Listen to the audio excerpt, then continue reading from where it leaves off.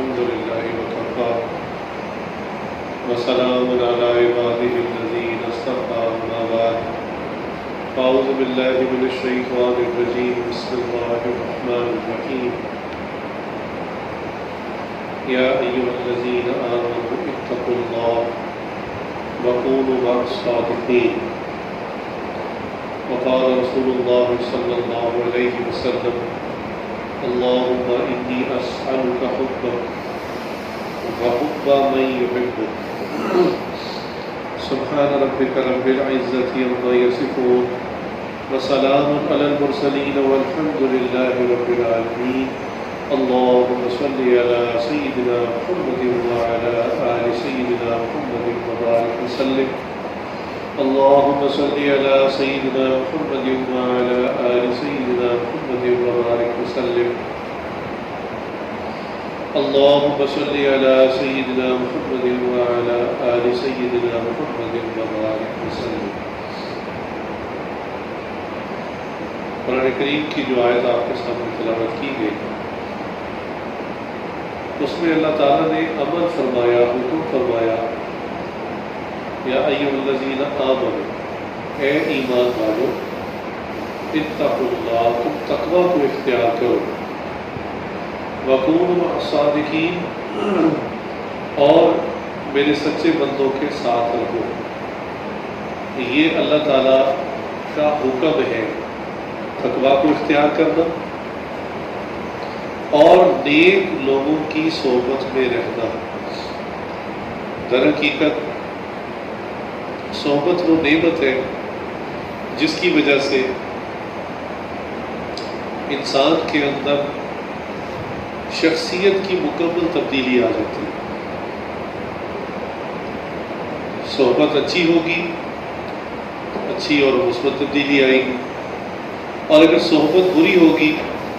تو پھر برے اثرات اور بری تبدیلی انسان کی شخصیت میں آئے گی۔ انسان کی مثال پانی جیسے ہے۔ پانی کو اگر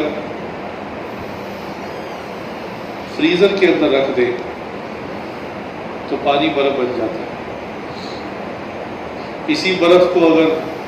اٹھا کے آگ کے اوپر رکھ دے تو وہ دوبارہ پانی بنتا ہے، اور مستقل آگ پہ رہے تو بھاپ بن جاتا ہے۔ اب سوچنے کی بات ہے تو وہی پانی، لیکن یہ شکلوں کی اتنی تبدیلی کیوں ہوئی؟ تو اس کی وجہ فقط صحبت ہے کہ پانی کو جب ٹھنڈے ماحول میں ٹھنڈی صحبت ملی تو وہ برف بن گیا، ماحول کا اثر قبول کیا۔ پھر اسی برف کو جب آگ کے اوپر رکھ دیا، گرمائش اور تپش کی صحبت ملی تو وہی برف جو ہے دوبارہ پانی بن گیا، اور مزید تپش ملی تو بھاپ بن گیا۔ تو انسان کا معاملہ بھی ایسا ہی کہ جب انسان نیک صحبت میں رہتا ہے تو اس کے اندر نیکی کی تبدیلی آنی شروع ہو جاتی ہے، اور جب برائی کی صحبت میں رہتا ہے تو اس کے اندر برائی کی تبدیلی آنی شروع ہو جاتی ہے۔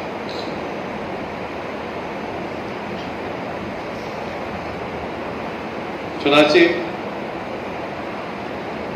ہم زندگی میں کسی نہ کسی کو ضرور فالو کر رہے ہوتے ہیں، کسی نہ کسی کی صحبت میں ضرور ہوتے ہیں، شعوری طور پہ یا لاشعوری طور پہ۔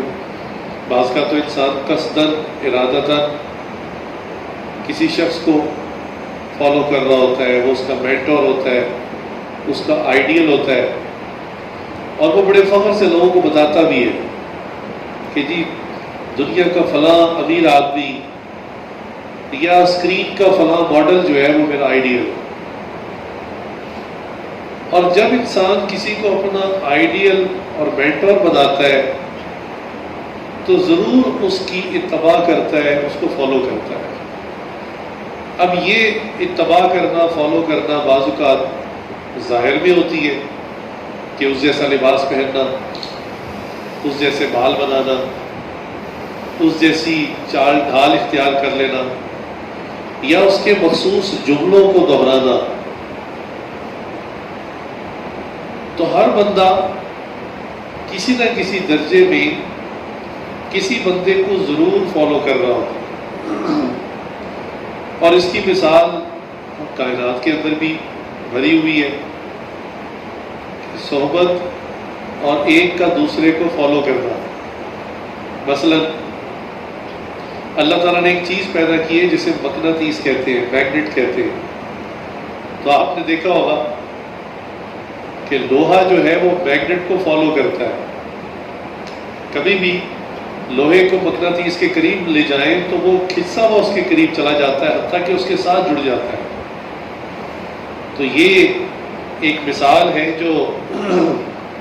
قدرت نے ہمارے سامنے رکھی ہے۔ اب نیک صحبت کی مثالیں بھی قدرت کی کئی نشانیوں میں موجود ہیں کہ نیک صحبت کے کیا اثرات ہوتے ہیں۔ چنانچہ درختوں کو کلہاڑے سے کاٹا جاتا ہے، آری سے کاٹا جاتا ہے، اور بعض درخت تو سادہ ہوتے ہیں، بعض درختوں کے اندر خوشبو ہوتی ہے، جیسے جو سندل کا درخت ہے اس کے اندر ایک خاص خوشبو ہوتی ہے اس کی لکڑی میں۔ چنانچہ جس کلہاڑے سے سندل کے درخت کو کاٹا جاتا ہے تو اس کلہاڑے کے بلیڈ کے اندر بھی خوشبو آ جاتی ہے۔ تو یہ ایک دنیا کی مثال ہے صحبت کی کہ کلہاڑے نے کاٹنے کے لیے سندل کے درخت پر وار کیے، اور سندل کے درخت نے اس کو ریٹرن میں کیا دیا کہ اس کے اسی بلیڈ کو جس سے وہ اس کو کاٹ رہا تھا اس کو خوشبودار بنا دیا۔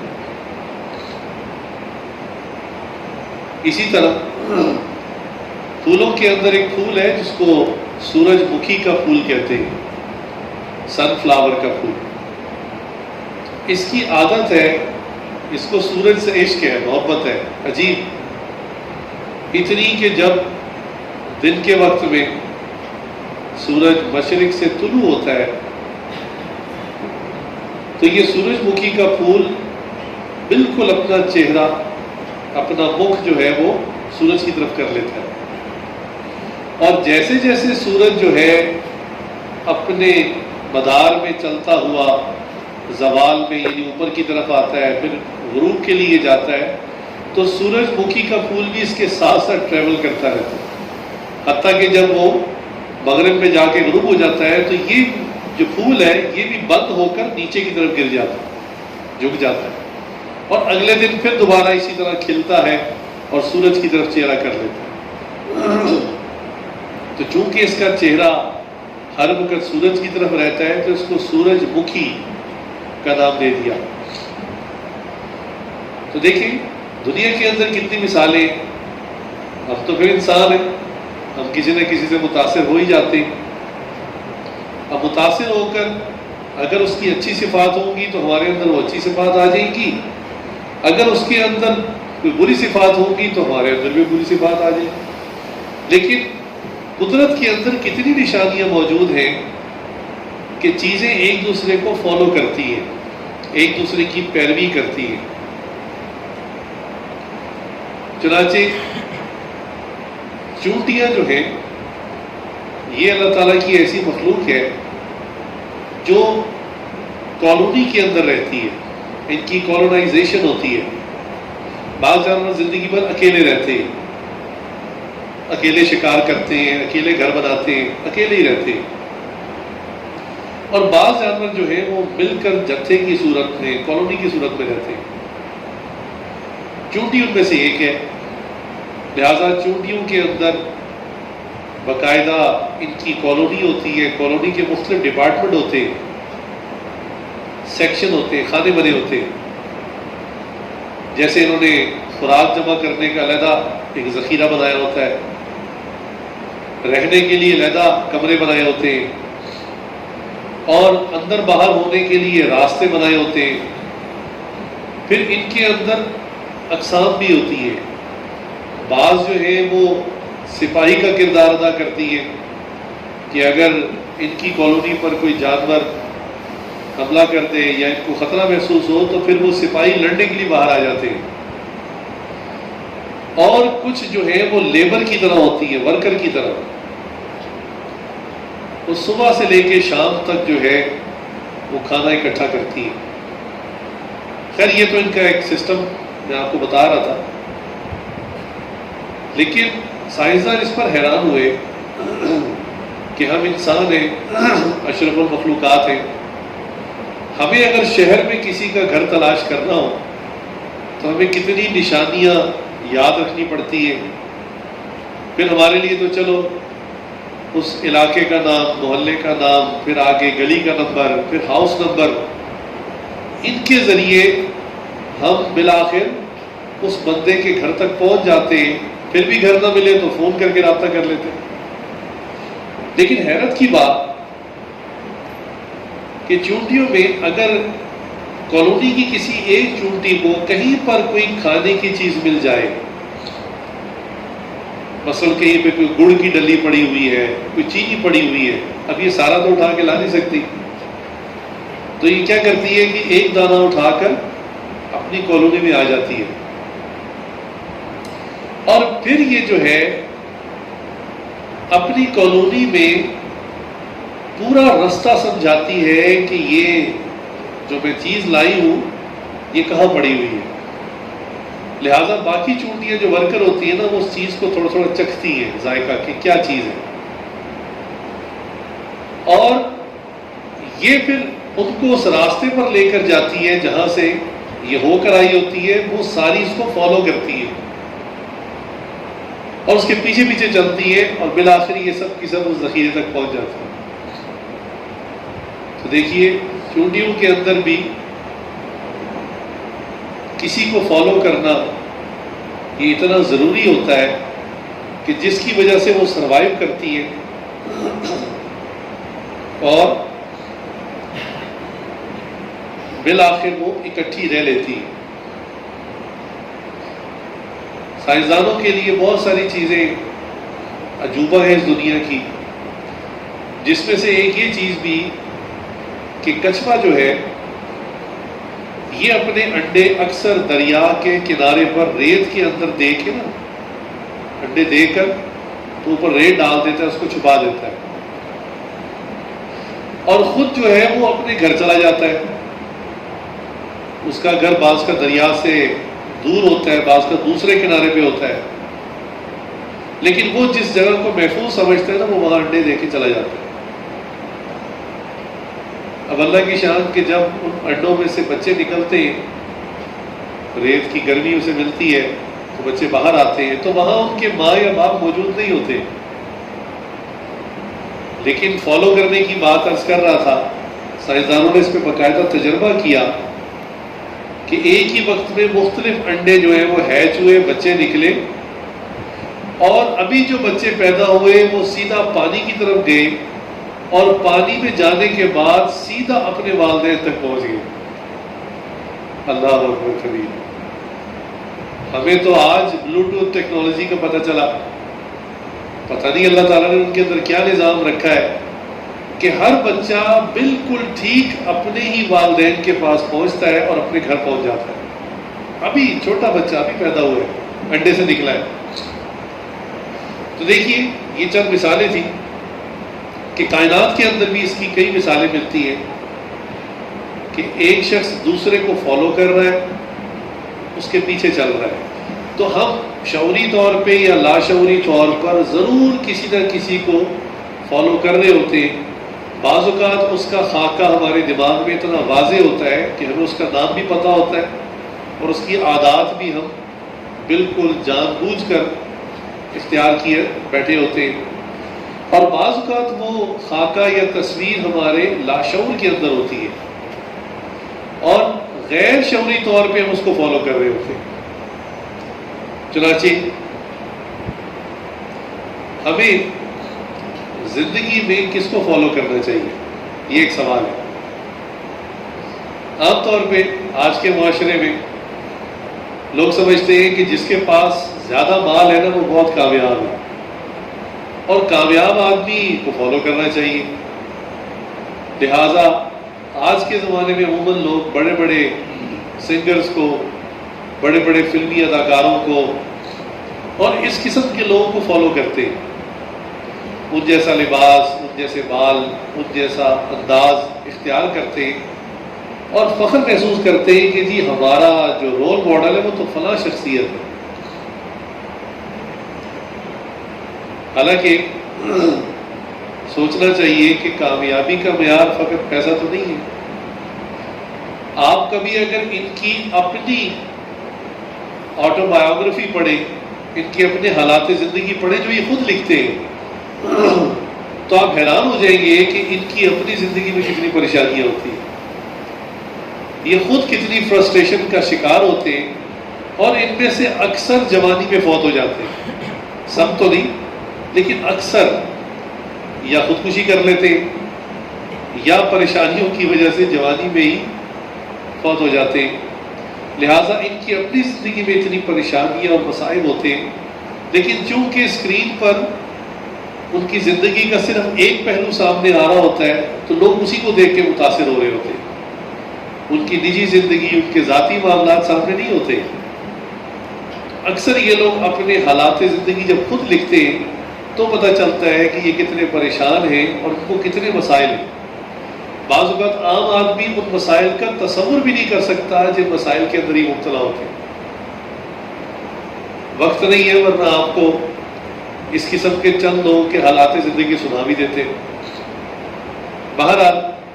ایک بہت مشہور سنگر جس کو دنیا کا شاید بچہ بچہ جانتا ہے، مائیکل جیکسن، اس نے زندگی میں کچھ ٹارگٹس بنائے، کچھ عزائم بڑے بڑے رکھے. مثلا اس نے ایک مرتبہ ایک نجومی کو اپنا ہاتھ دکھایا اور اس سے پوچھا کہ بتاؤ کیا میری جلد، چونکہ یہ بنیادی طور پہ تو کالا ہی تھا، تو کیا میری جلد سفید ہو سکتی ہے؟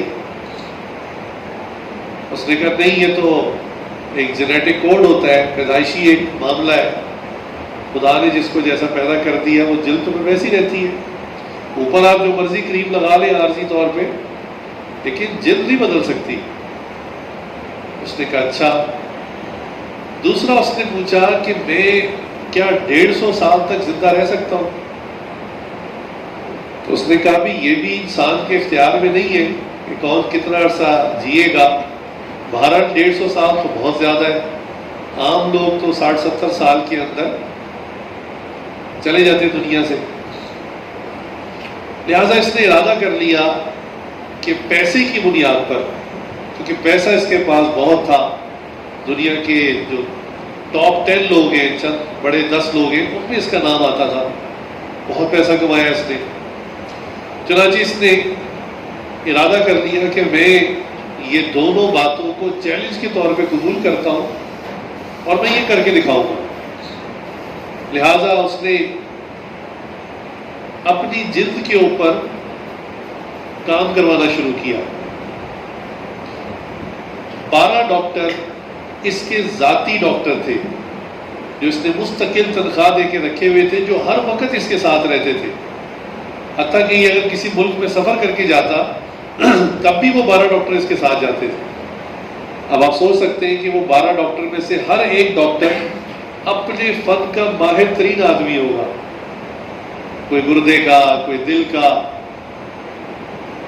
کوئی جو ہے وہ پٹھوں کا، کوئی ہڈیوں کا. تو یہ 12 ماہرین ڈاکٹروں کی جماعت کے اندر رہتا تھا. اب اندازہ کیجئے کہ اس کے حالات زندگی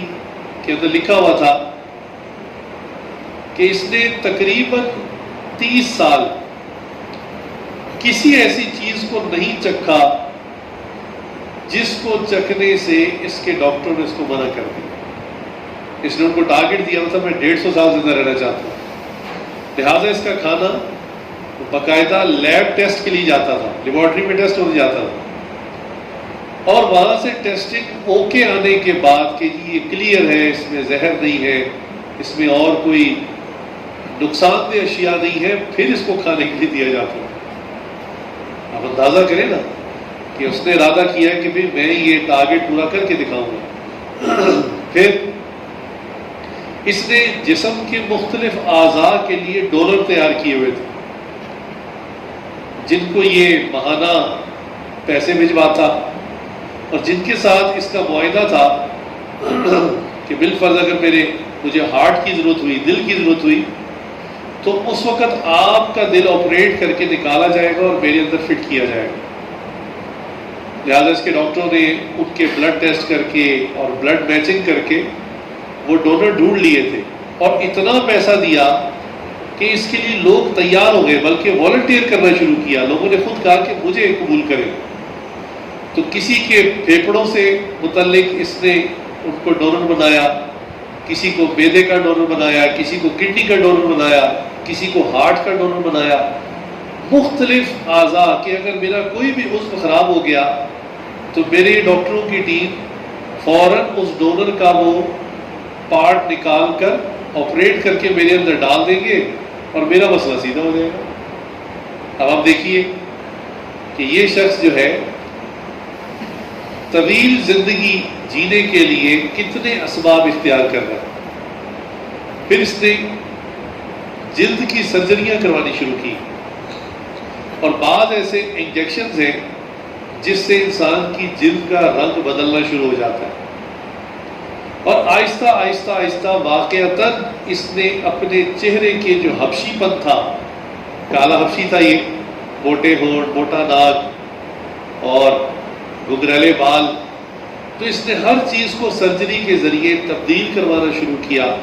اور کالی جلد کو سفید کرنا شروع کیا، حتیٰ کہ اس میں یہ کسی درجے میں کامیاب ہو گیا۔ اور آپ حیران ہوں گے کہ 150 سال زندہ رہنے کے ٹارگٹ کو پورا کرنے کے لیے یہ اتنی احتیاط کرتا جراثیم سے کہ یہ لوگوں سے ہاتھ نہیں ملاتا تھا، اور اگر ہاتھ ملانا پڑتا تو یہ ہاتھ پہ دستانہ چڑھا لیتا اور دستانہ پہن کر لوگوں کے ساتھ مصافحہ کرتا، اور رات کو ہم لوگ تو اپنے بستر پہ آرام سے لیٹ کے سو جاتے ہیں، یہ آکسیجن کے ٹینک کے اندر سویا کرتا تھا، خالص آکسیجن، تاکہ جو ہے میرے پھیپھڑوں میں خالص آکسیجن جائے اور جو گرد و ہوا ہے اور پولوشن ہے ہوا میں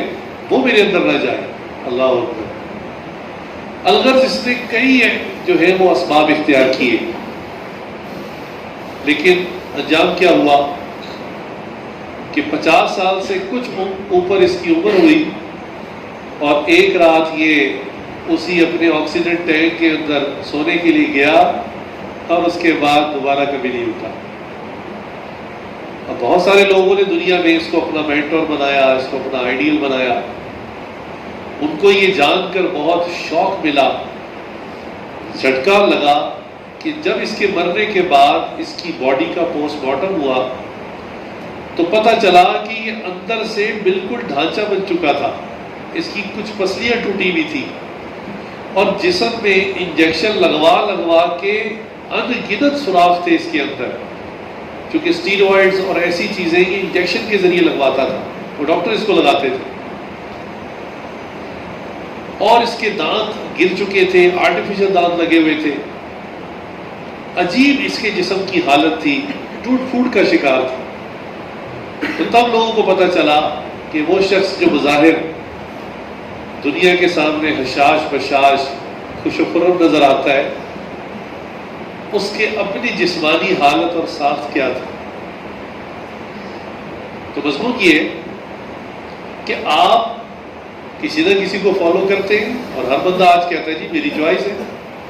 میں جسے چاہوں گا فالو کروں گا، ٹھیک ہے آپ جس کو چاہیں فالو کریں، لیکن یہ دیکھ لیں کہ آپ جس کو فالو کر رہے ہیں کیا وہ خود بھی اپنی زندگی میں مطمئن ہے، کیا خود بھی وہ خوش ہے؟ ورنہ جس سڑک پر آپ چلتے ہوئے منزل پر پہنچیں گے، جتنا پریشان وہ ہے آپ بھی اتنے پریشان ہوں گے۔ یہاں تک کہ انسان کے اوپر صحبت کے اتنے اثرات ہوتے ہیں کہ وہ آپ کا دوست جس کا اٹھنا بیٹھنا آپ کے ساتھ ہے، اس کے بھی اثرات آپ کے اوپر ہوتے ہیں۔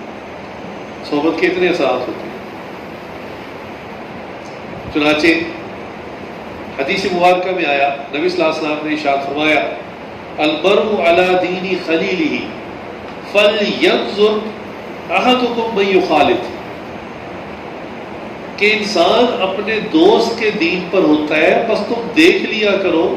کہ تم کس کے ساتھ میل جول کر رہے ہو، کس کے ساتھ اٹھنا بیٹھنا ہے تمہارا، ذرا اس کو دیکھ لیا کرو، کیونکہ دوست کے اثرات بھی انسان کے اوپر آتے ہیں۔ چنانچہ دوست کی مثال حضرت شیخ زکریا رحمۃ اللہ نے یہ دی ہے کہ اچھا دوست کی مثال ایسی ہے کہ جیسے آپ کے کسی دوست کی پرفیوم کی دکان ہو، عطر کی دکان ہو، اور آپ اس کو ملنے کے لیے جائیں تو وہ ضروری نہیں کہ آپ کو کوئی پرفیوم یا عطر لگائے، لیکن اس کی صحبت میں چونکہ ہر طرف خوشبوئیں ہیں، تو جب آپ اس کو ملنے کے لیے جائیں گے تو اس انوائرمنٹ کا، اس صحبت کا اثر یہ ہوگا کہ آپ کو بھی خوشبوئیں سونگھنے کو ملے گی۔ یہ اچھے دوست کی مثال ہے۔ اور فرمایا برے دوست کی مثال یہ کہ اگر آپ کسی ایسے دوست کو ملنے کے لیے جائیں جو کسی کارخانے میں، فیکٹری میں کام کرتا ہے، اور وہاں بھٹی ہے، آگ جل رہی ہے اور دھواں ہے،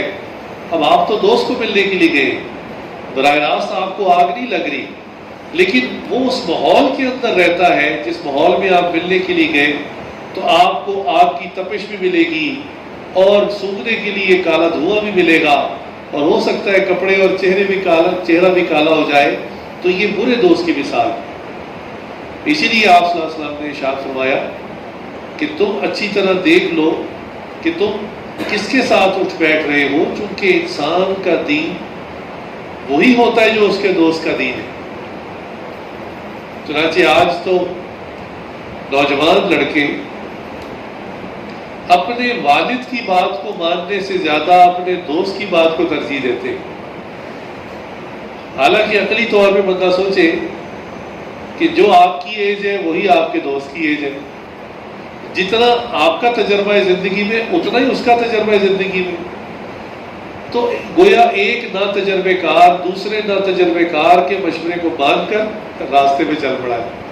اب خود ہی اندازہ کر لیں کہ نتیجہ کیا نکلے گا۔ لہذا ایسا ہی ہوتا ہے، ایک دوست سے دوسرا دوست مشورہ مانگتا ہے، وہ الٹا مشورہ دے دیتا ہے، لہذا دونوں ہی آگے جا کے کسی گڑھے میں گرے ہوتے ہیں، کسی مصیبت میں، کسی مشکل میں گرفتار ہوتے ہیں۔ اکثر یہ جرائم پیشہ نوجوانوں کو جب گرفتار کیا گیا، ان سے انٹرویو لیا گیا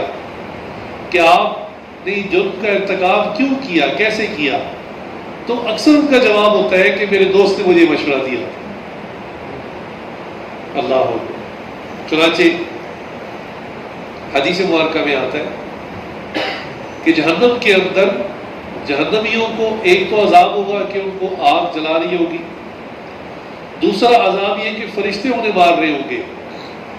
اور تیسرا عذاب یہ کہ بعض جہنمی جہنم کے اندر اپنے دنیاوی دوست سے دست و گریبان ہوں گے، اس سے لڑ رہے ہوں گے، اس کو مار رہے ہوں گے، گالیاں دے رہے ہوں گے، اور کہہ رہے ہوں گے کہ تیری وجہ سے آج میں جہنم کے اندر ہوں۔ وہ بھی یہی کہہ رہا ہوگا کہ تیری وجہ سے آج میں جہنم کے اندر ہوں۔ برا دوست جو ہے وہ انسان کو یہاں تک پہنچا دیتا ہے۔ اس لیے آپ صلی اللہ علیہ وسلم نے فرمایا کہ بھائی آپ دیکھ لیں کہ آپ کس کی صحبت میں بیٹھ رہے ہیں، اس کی صحبت کے اثرات آپ کے اوپر لازمی ہوں گے۔ چنانچہ دو دوست الٹا کام کرتے ہیں اور دونوں جرم میں شریک ہوتے ہیں، اور کوئی بھی جو ہے وہ جرم کا اقرار نہیں کرتا،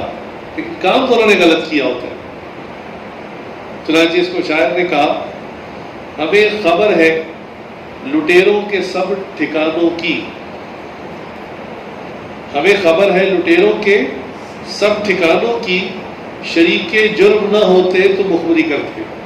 ہم بھی شریک جرم ہیں، جو کام اس نے غلط کیا تو ہم بھی ساتھ شامل ہیں، اسی لیے ایک دوسرے کا راز رکھتے ہیں، دونوں غلط کام کرتے ہیں اور ایک دوسرے کا راز رکھتے ہیں۔ انڈرسٹینڈنگ ایسی ہو جاتی ہے کہ تم نے میرا غلط کام کسی کو نہیں بتانا، اور یہ کہتا ہے تم نے میرا غلط کام کا راز کسی کو نہیں بتانا، اور دونوں غلط راستے پہ چل رہے ہوتے ہیں۔ لہذا صحبت کے متعلق انسان کو ہمیشہ فکر مند رہنا چاہیے۔ ہم نے تو اپنے بڑوں سے سنا، انسان پر انسان کی صحبت کے اثرات تو ہوتے ہی ہیں، جانوروں کی صحبت کے بھی اثرات ہو جاتے ہیں۔ چنانچہ جو لوگ کتے پالتے ہیں اور اکثر کتوں کے ساتھ رہتے ہیں،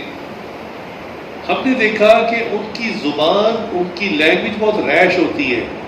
بات بات پہ گالی دیتے ہیں، بات بات پہ لڑتے ہیں، ان کی طبیعت کے اندر یہ چیز آ جاتی ہے۔ جو لوگ گھوڑے پالتے ہیں، ہم نے دیکھا ان کے اندر بہادری اور شجاعت بہت زیادہ آ جاتی ہے۔ جو لوگ اونٹ پالتے ہیں، ان کے اندر کینہ بہت آ جاتا ہے، کیونکہ وہ اس جانور کے اندر بہت زیادہ ہے۔ اور جو لوگ بکریاں پالتے ہیں، اللہ کی شان ان کے اندر عاجزی اور مسکنت بہت زیادہ آ جاتی ہے۔ چنانچہ یہ بکریوں کا پالنا سنت الانبیاء ہے۔ تمام انبیاء سے اللہ تعالیٰ نے بکریوں کو چروایا، اور ہمارے پیارے آقا حضرت محمد صلی اللہ علیہ وسلم بھی جب دائی حلیمہ کے پاس تھے اور وہیں پر ابتدائی چند سال جب کچھ بڑے ہوئے، تو آپ صلی اللہ علیہ وسلم کی جو بڑی بہن تھی، دائی حلیمہ کی جو حقیقی بیٹی تھی، تو وہ جب بکریاں چرانے کے لیے جاتی تو رسول اللہ صلی اللہ علیہ وسلم کو بھی ساتھ لے جاتی،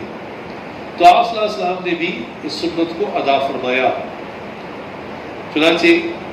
اللہ تعالیٰ ظاہری طور پر ایک تربیت فرماتے کہ بھی بکریوں کا ریوڑ چلانا، اس کو چراگاہ تک لے کر جانا اور واپس گھر لانا، یہ بڑے حوصلے کا کام ہوتا ہے۔ کیوں؟ بکریوں کی عادت ہوتی ہے کہ ایک دوسرے کو فالو کرتی ہے۔ اگر چرواہا ریوڑ کو دائیں طرف لے کر جانا چاہ رہا ہے اور ایک بکری بائیں طرف نکل پڑی، تو ساری بکریاں اس کے پیچھے بائیں نکلنا شروع ہو جاتی ہیں۔ اگر چرواہا بھاگ کر آگے جائے اور پہلی بکری کو مارنا چاہے، تو ڈر ہوتا ہے کہ بکری نازک جانور ہے، اگر زور سے ڈنڈا مارا تو ہو سکتا ہے اس بیچاری کی کوئی ہڈی ٹوٹ جائے، ہاتھ پھوٹ جائے، لہٰذا اس کو حوصلے کے ساتھ، پیار کے ساتھ اس کو پکڑ کے سیدھے راستے پر ڈالنا پڑتا ہے۔ اور یہ بڑے حوصلے کا کام ہوتا ہے کہ ریوڑ کو اکٹھا بھی رکھنا ہے، ایسا نہ ہو کہ وہ بکھر جائے۔ چنانچہ جو بکری ریوڑ سے علیحدہ ہو جاتی ہے، پھر بھیڑیا اس کو اچک لیتا ہے۔ بھیڑیے بھی تاک میں ہوتے ہیں کہ کون سی بکری ادھر ادھر ہو اور ہم اس کو اٹھا لیں۔ تو یہ امت کو جوڑ کے رکھنا، شیطان بھیڑیے سے بچا کے رکھنا، اور پیار محبت سے کہ کوئی ٹوٹنے نہ پائے، یہ ایک بیسک ٹریننگ تھی جو انبیاء کو دی گئی ریوڑ چروا کر۔ تو یہ اللہ تعالیٰ نے ان کی ایک تربیت کا نظام فرمایا۔ ہم فالو اگر کرنا چاہتے ہیں کسی کو، تو ایسے بندے کو فالو کریں کہ جس کو خود بھی راستہ معلوم ہو، جو خود انجانا ہے، خود اس کو راستے کا نہیں پتا، وہ تو ابھی زندگی کی اس نے آغاز کی ہے، ہمارے ہی ایج گروپ کا ہے، اس بیچارے کو راستے کا کیا پتا۔ آپ نے دیکھا ہوگا جو لوگ پہاڑی علاقوں میں سیر سپاٹا کرنے جاتے ہیں، تو وہاں جا کر وہ کوئی نہ کوئی ٹور گائیڈ ساتھ لے لیتے ہیں۔ ٹور گائیڈ وہ بندہ ہوتا ہے جو علاقے کا واقف ترین آدمی ہوتا ہے، اس کو سارے راستوں کا معلوم ہوتا ہے، حتیٰ کہ اگر کوئی راستہ کہیں کو مین سڑک بلاک ہو جائے تو اس کو پھر دوسرا راستہ بھی معلوم ہوتا ہے کہ جی اب دوسرا شارٹ کٹ کیا ہے، اب ہمیں کہاں سے نکلنا ہے، اور کہاں گھاٹی ہے، کہاں چڑھائی ہے، یہ سب راستوں کی اس کو واقفیت ہوتی ہے۔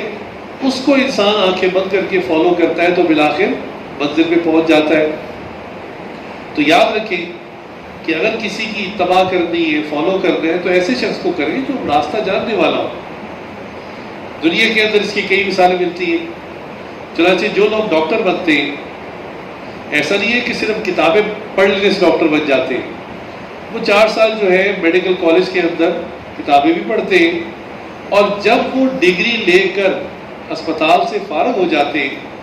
تب بھی انہیں کچھ نہیں آتا۔ ہمارے شیخ ضرور صاحب نے فرمایا کہ ڈاکٹر جو فریش ڈاکٹر، ان کی حالت یہ ہوتی ہے کہ جب وہ میڈیکل کالج سے پاس آؤٹ کرتے تو انہوں نے سفید کوٹ ڈاکٹروں والا پہنا ہوتا ہے، اسٹیتھوسکوپ لٹکایا ہوتا ہے، اور ہر بندہ گزرنے والا ان کو ڈاکٹر صاحب کہہ رہا ہوتا ہے، لیکن حالت یہ ہوتی ہے کہ وہ کسی بندے کا نہ آپریشن کر سکتے ہیں، نہ اس کو پراپر دوائی دے سکتے ہیں۔ پھر وہ کیا کرتے ہیں؟ پھر وہ کم از کم 1 سال کسی ماہر ڈاکٹر کی صحبت میں رہ کر پریکٹس کرتے ہیں، اسے کہتے ہیں ہاؤس جاب۔ لہٰذا جب کسی ماہر تجربے کار کی صحبت میں رہ کر وہ مریضوں کو دیکھتے ہیں، ان کا علاج کرتے ہیں اور دیکھتے ہیں کہ ماہر ڈاکٹر کیسے دوائی دے رہا ہے، کیسے آپریشن کر رہا ہے، پھر وہ ایک عرصے کے بعد جا کر اس قابل ہوتے ہیں کہ خود سے اس کام کو کر سکیں۔ جو لوگ انجینئر بنتے ہیں تو ایسا نہیں ہوتا کہ وہ انجینئرنگ کالج سے یونیورسٹی سے پڑھ کے نکلے اور پہلے دن ہی انہوں نے جا کر بڑی بڑی عمارتیں کھڑی کرنی شروع کر دی۔ انہیں کوئی بندہ کوئی پروجیکٹ نہیں دیتا، وہ کہتا ہے یہ فریش پاس آؤٹ ہے، اس کا زیرو ایکسپیرینس ہے، اسے کوئی تجربہ نہیں ہے، لہٰذا ہم نے اپنا پروجیکٹ خراب تو نہیں کروانا۔ تو عموماً ایسا بندہ کسی ماہر انجینئر کی صحبت میں رہتا ہے اور انٹرنشپ کرتا ہے، اور اکثر انٹرنشپ جو ہے وہ وداؤٹ پے ہوتی ہے، یعنی 1 روپیہ بھی نہیں ملتا۔ بندہ بظاہر ملازموں کی طرح کام کر رہا ہوتا ہے لیکن اگلا آدمی 1 روپیہ نہیں دیتا، اور یہ بندہ، یہ انجینئر اس ماہر انجینئر سے اس کے تجربات سیکھ رہا ہوتا ہے، اس کی صحبت میں رہ کے فن کو سیکھ رہا ہوتا ہے۔ اسی طرح جو پائلٹ بنتا ہے تو ایسا نہیں ہے کہ وہ کسی جو ہے وہ کتاب کو پڑھ کر پائلٹ بن جائے، بلکہ کتابوں سے پڑھ لینے کے بعد، یعنی ایئر اسکول سے پڑھ لینے کے بعد پھر وہ کسی ماہر پائلٹ کے ساتھ باقاعدہ فلائنگ کرتا ہے۔ اس کو کہتے ہیں فلائٹ آورز، کہ اس نے اتنے 100 فلائٹ آورز کسی ماہر پائلٹ کی صحبت میں رہ کے پورے کر دے، پھر اسے پائلٹ سمجھا جاتا ہے۔ لہٰذا امریکہ کا قانون ہے کہ جس بندے نے پائلٹ بننا ہو وہ جب اپنی پائلٹ کی تمام پڑھائی مکمل کر لے تو اس کے بعد کسی ماہر پائلٹ کی صحبت میں 1500 گھنٹے، یعنی یہ ہوا کے گھنٹے شمار ہوتے ہیں کہ کتنی دیر اس نے فلائٹ کی، لہٰذا وہ جتنی دفعہ فلائٹ لیتا ہے اس کا ٹائم نوٹ کیا جاتا ہے۔ ایک دن آدھا گھنٹہ، اگلے دن مثال کے طور پر 1.25 گھنٹہ، اس کے بعد پھر کبھی 1 گھنٹہ، تو یہ سب وقت جمع کیا جاتا ہے۔ تو 1500 آورز جب وہ کسی پروفیشنل کے ساتھ فلائنگ کرتا ہے، پھر اس کو جو ہے سرٹیفائی کیا جاتا ہے کہ جناب یہ ہے قابل پائلٹ، اب یہ اکیلا جہاز اڑا سکتا ہے۔ تو دیکھیے یہ دنیا کی مثالیں ہیں صحبت کی، کہ انسان اگر کوئی چیز نہ جانتا ہو تو ماہر فن سے اس چیز کو سیکھ لے اور اس کے تجربے سے فائدہ اٹھائے، اس کی صحبت میں رہ کے۔ چنانچہ یہی بات اللہ تعالیٰ نے قرآن کریم کے اندر ارشاد فرمائی۔ چنانچہ قرآن کریم کے اندر ارشاد ہوا فَاسْأَلُوا أَهْلَ الذِّكْرِ فَإِن كُنتُمْ لَا تَعْلَمُونَ، کہ آپ کو اگر کوئی چیز معلوم نہیں ہے تو آپ علماء سے پوچھ لیجئے۔ اللہ تعالیٰ نے خود ترغیب دی ہے علماء اور مشائخ کی صحبت میں آ کر بیٹھنے کا، اور جو لفظ اللہ نے استعمال کیا وہ علماء کا نہیں کیا، وہ اس سے مراد علماء بھی ہیں، لیکن اللہ تعالیٰ نے اہل ذکر کا لفظ استعمال کیا کہ آپ اہل ذکر کی صحبت میں چلے جائیں، اور اگر آپ کو کوئی چیز معلوم نہیں ہے تو آپ وہاں جا کر ان کی صحبت میں بیٹھ کر اس چیز کو حاصل کر لیں۔ اب انسان کے لیے سنورنا اور اپنے آپ کو پاکیزہ کرنا یہ در حقیقت مقصد زندگی ہے، انسان اپنے آپ کو سنوارے۔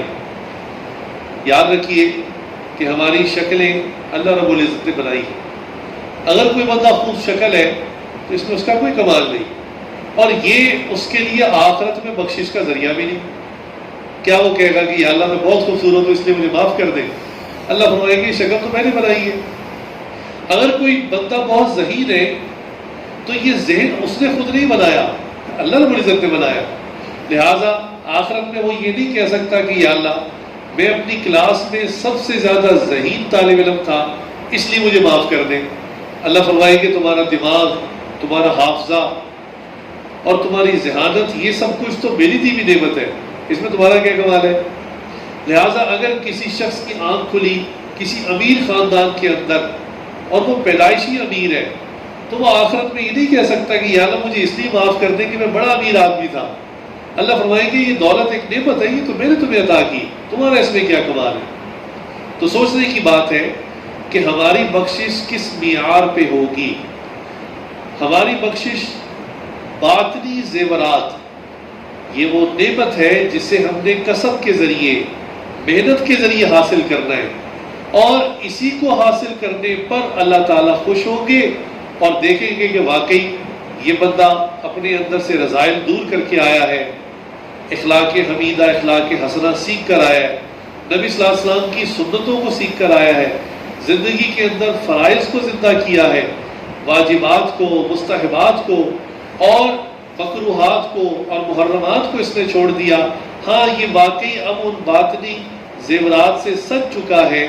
یہی وہ چیزیں تھیں جس کے لیے میں نے اس کو دنیا میں بھیجا تھا، یہی مقصد تھا، یہی پرپز آف لائف تھا۔ ہمیں مہلت بھی اتنی دیر کی ملی ہوئی ہے کہ ہمیں جو ٹائم ملا ہوا ہے اس ٹائم کے اندر اپنے آپ کو ان باطنی صفات سے مزین کر لیں۔ اب مسئلہ یہ ہے کہ کوئی بندہ بھی یہ کام خود سے نہیں کر سکتا، اللہ تعالیٰ نے نظام ہی ایسا رکھا ہے۔ چنانچہ آپ جانتے ہیں کہ صحابہ نے اپنی اصلاح خود نہیں کی، بلکہ ان کے لیے اللہ تعالیٰ نے پیغمبر علیہ السلام کو بھیجا اور ان کی صحبت میں رہ کر ان کی اصلاح ہوئی۔ جو باتیں تھیں، جو ان کے اندر ایسے معاملات تھے، نبی صلی اللہ علیہ وسلم اس کی اصلاح کرتے گئے اور صحابہ اس کو چھوڑتے چلے گئے، اور جو اخلاق حمیدہ ہے اس کو سیکھتے چلے گئے۔ تو نبی صلی اللہ علیہ وسلم کی صحبت میں رہنے سے وہ صفات صحابہ کے اندر منتقل ہوئی، اور ایسی منتقل ہوئی کہ صحابہ اس قابل ہو گئے کہ انہوں نے دوسروں کی اصلاح شروع کر دی اور دوسروں کے اندر اس زیور کو منتقل کرنا شروع کر دیا۔ یہ ہے اصل صحبت کا حاصل، اور یہ ہے وہ زیورات اور باطنی صفات جس کے لیے اللہ تعالیٰ نے ہمیں دنیا میں مہلت دی گئی۔ اور اسی کا آخرت میں سوال بھی ہوگا کہ آپ کو میں نے دنیا میں بھیجا، آپ کو عقل دی، شکل دی، صحت دی، گھر دیا اور علم دین پڑھنے کا موقع دیا، یا دنیاوی کاروبار دیا، گھر بار دیا، بیوی دی، بچے دیے، ہزاروں نعمتیں اللہ تعالیٰ نے ہمیں عطا فرمائی، تو اللہ تعالیٰ پوچھیں گے کہ یہ تمام ریسورسز، تمام جو نعمتیں ہیں وہ دی اور وقت دیا، اور جس مقصد کے لیے آپ کو بھیجا تھا آپ نے وہ مقصد پورا کیا یا نہیں؟ اس کو ایک آسان مثال سے سمجھے کہ ہر ملک اپنا ایک سفیر، اپنا ایک نمائندہ دوسرے ملک میں بھیجتا ہے، لہٰذا پاکستان نے بھی اپنے سفیر ترکی کے اندر، انڈیا کے اندر، امریکہ کے اندر، برطانیہ میں، کینیڈا میں، ہر جگہ بھیجے ہوئے، اور اس ملک کی ذمہ داری ہوتی ہے کہ اپنے سفیر کے لیے وہاں پر رہائش کا انتظام کریں، سیکیورٹی کا انتظام کریں، اس کے کھانے پینے کا انتظام کریں، اس کے لیے دفتر کا انتظام کریں، اس کی بیوی بچوں کی بہترین رہائش کا، بچوں کے اسکول کا انتظام کریں، اگر یہ یا اس کے بیوی بچے بیمار ہو جائیں تو ان کے علاج کا انتظام کریں۔ الغرض تمام تر سہولیات اور فیسلٹیز کا ذمہ داری اس ملک کی ہوتی ہے، لیکن اگر بالفرض کوئی سفیر یہ تمام صفات اور تمام خوبیاں اور سہولتیں تو لے لے، لیکن جس مقصد کے لیے اس کو بھیجا گیا، سفارتی کام کے لیے وہ کام نہ کرے، دفتر ہی نہ جائے، گھر پڑا رہے، تو آپ بتائیے کیا ایسا سفیر جو ہے کوئی ملک برداشت کر سکتا ہے کہ جناب آپ سہولیات تو ساری لے رہے ہیں، فیسلٹی ساری لے رہے ہیں، گھر بار، پیسہ اور ہر قسم کی فیور آپ کو دی جا رہی ہے، لیکن جس مقصد کے لیے آپ کو بھیجا وہ تو آپ کر ہی نہیں رہے؟ لہٰذا وہ ملک جو ہے اس سفیر کو ڈسمس کر دیتا ہے اور واپس بلا لیتا ہے اور اس سے تمام سہولیات لے لیتا ہے، بلکہ اس جرم کی وجہ سے اس کو جیل بھی بھیج دیتا ہے۔ بالکل اسی طرح اللہ رب العزت نے ہمیں دنیا میں اپنا نائب اور سفیر بنا کر بھیجا۔ اللہ تعالیٰ نے ہماری رہائش کا انتظام کیا، ہماری حفاظت کا انتظام کیا، ہمیں اچھی صحت دی، دماغ دیا، گھر بار دیا، بیوی بچے، والدین، ہر قسم کی نعمت عطا فرمائی، تو ساتھ ایک مقصد بھی دیا تھا۔ اب اگر ہم بھی اس مقصد کو پورا نہیں کریں گے تو اللہ رب العزت ایک وقت تک ہمیں مہلت دیں گے، صبر فرمائیں گے، برداشت کریں گے، بالآخر اس کے بعد ہماری مہلت ختم ہو جائے گی، اور اس کے بعد ہمارا احتساب ہوگا، ہمارا آڈٹ ہوگا،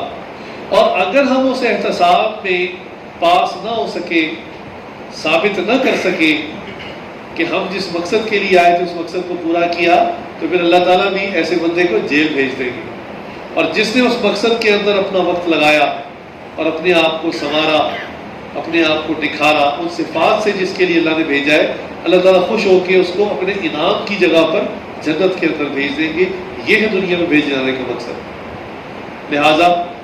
صحبت کے ذریعے انسان نیک بن جاتا ہے، اچھا بن جاتا ہے،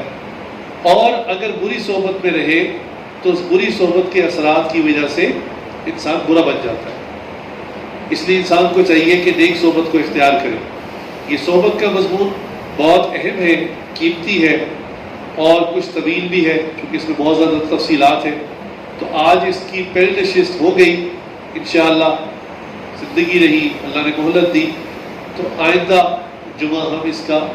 اگلا سیشن اور اگلی بات کریں گے کہ صحبت اولیاء کیا چیز ہے، صحبت اولیاء کیسے اختیار کی جاتی ہے، قرآن حدیث میں اس کی کیا اہمیت آئی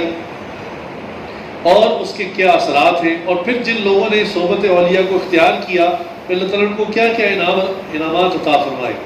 اور آج کے زمانے میں ہم صحبت اولیاء کو کیسے اختیار کر سکتے ہیں۔ اللہ تعالیٰ سے دعا ہے اللہ تعالیٰ ہم سب کو نیک بننے کی توفیق عطا فرمائے، بری صحبت سے ہم سب کی حفاظت فرمائے، اور اللہ تعالیٰ ہم سب کو ویسا بنا دے جیسا بننے کے لیے اللہ تعالیٰ نے ہمیں دنیا میں بھیجا ہے۔ وآخر دعوانا الحمدللہ رب العالمین۔